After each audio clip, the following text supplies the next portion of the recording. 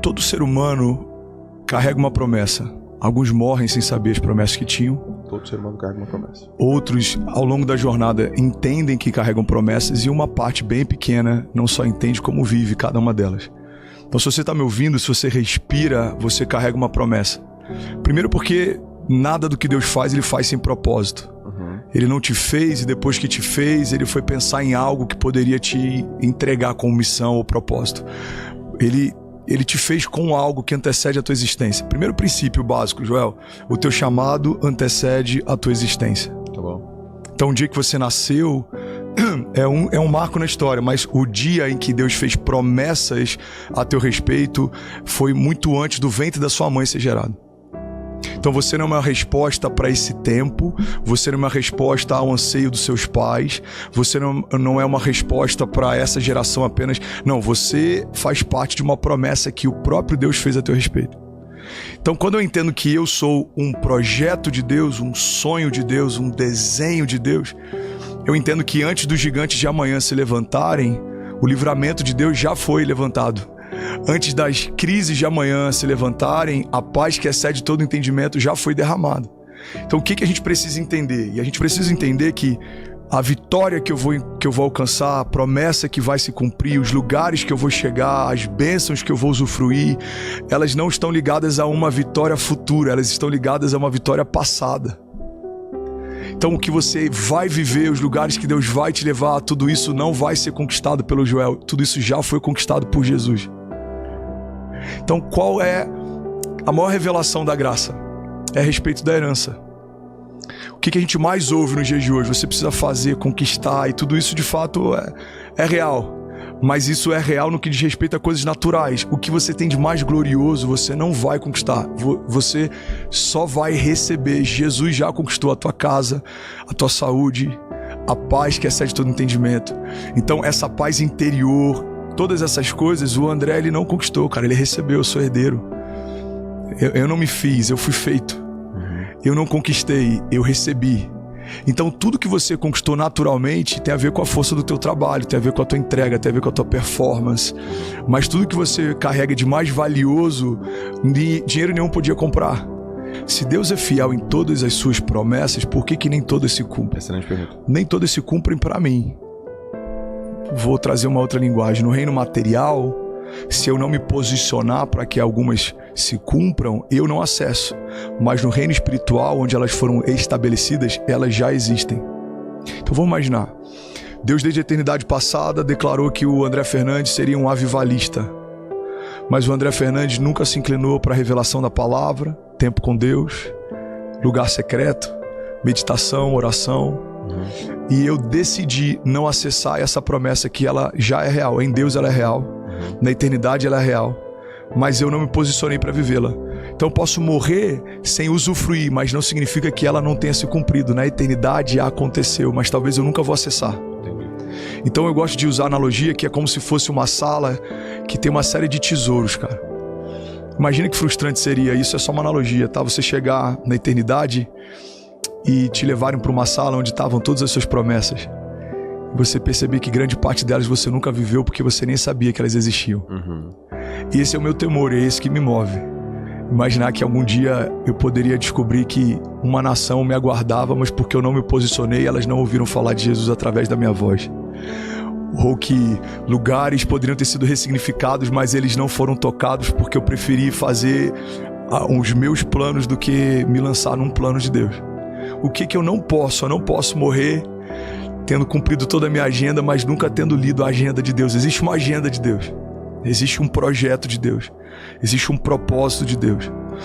E eu acredito que tudo que Deus permite que a gente viva, isso é só acréscimo.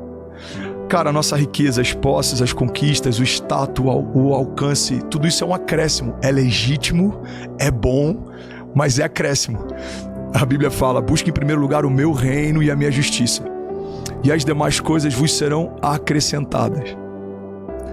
Quando a minha agenda está desalinhada, eu busco o acréscimo. A gente se torna a geração do acréscimo. É como se o teu pai falasse, olha, se você comer tudo, tem sobremesa. E a gente vive correndo atrás da sobremesa e a gente tá, cara, morrendo de fome, a gente não se alimenta, a gente não... É como se o seu pai falasse, olha, se você fizer essa parte, no final do ano a gente viaja. E a gente tá o ano inteiro só pensando na viagem. Deus tá dizendo, busque em primeiro lugar o meu reino e a minha justiça. E as demais coisas, Joel, vos serão acrescentadas. Cada um tem uma dor que ela é diretamente conectada à sua zona de graça. Por quê? Porque a quem muito é dado, Fala de novo. muito é cobrado. Cada um tem uma dor. Que é diretamente conectada à sua zona de graça. Por que o pai espera algo de você? Porque ele sabe o que ele depositou em você. Exato. Então, aquele que te deu o que você tem, aquele que te estabeleceu onde você está, ele sabe o que você pode. E é por isso que quando a gente fala, Deus, eu não consigo, e ele sabe que consegue, ele fala, você sabe que você pode mais. Você sabe que você pode mais. Qual que é meu entendimento? Fernandes, se for para fazer para você sabe qual é o seu limite. Se for para fazer para os seus filhos, você sabe qual é o seu limite. Não estabeleça para mim um limite menor do que os que você já estabeleceu para você. Então, se eu fico sem dormir para fazer um lançamento digital, eu posso ficar sem dormir para fazer algo para ele ou para ter tempo com ele. Se eu me desgasto por uma semana para fazer algo que tem a ver com o meu ecossistema, eu consigo tirar uma semana para fazer algo que tem a ver com a agenda dele. Então, o que eu acredito isso aqui é muito forte. Todas as vezes que Deus estabelece sobre um homem uma nova medida de prosperidade ou de autoridade, é estabelecida também uma nova medida de juízo. Toda nova medida de autoridade que Deus te concede exige de você uma nova postura. Se você for estabelecido como rei, se porte como rei. Se você for estabelecido como um homem de governo, se porte como um homem de governo. Se Deus estabeleceu como um pai, se porte como um pai. Porque você não é mais quem você era, você não está mais onde você estava, você não veste mais o que você vestia, você não tem mais o que você tinha.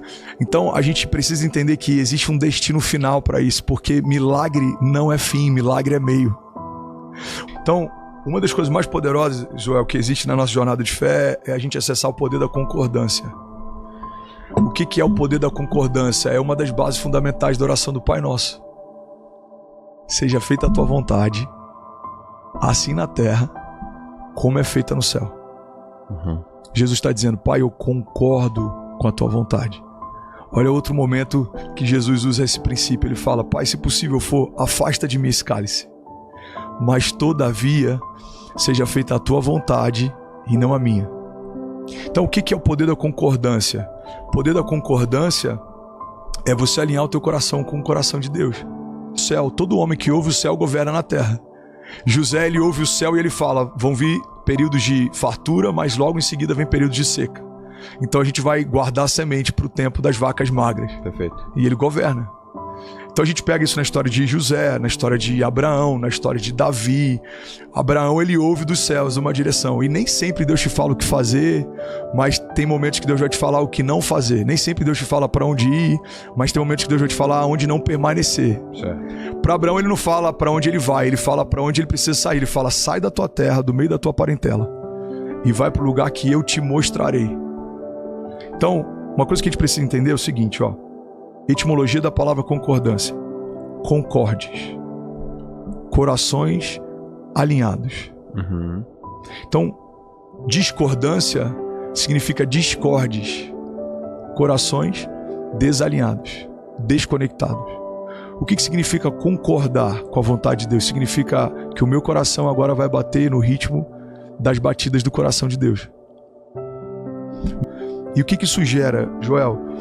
Gera uma jornada mais assertiva. Você não vai perder mais tanto tempo em coisas em que Deus não está. Você não vai investir em projetos que Deus não está. E aí ninguém entende por que um homem que ouve os céus, ele cresce tão rápido, ele corre tão rápido, ele chega tão longe.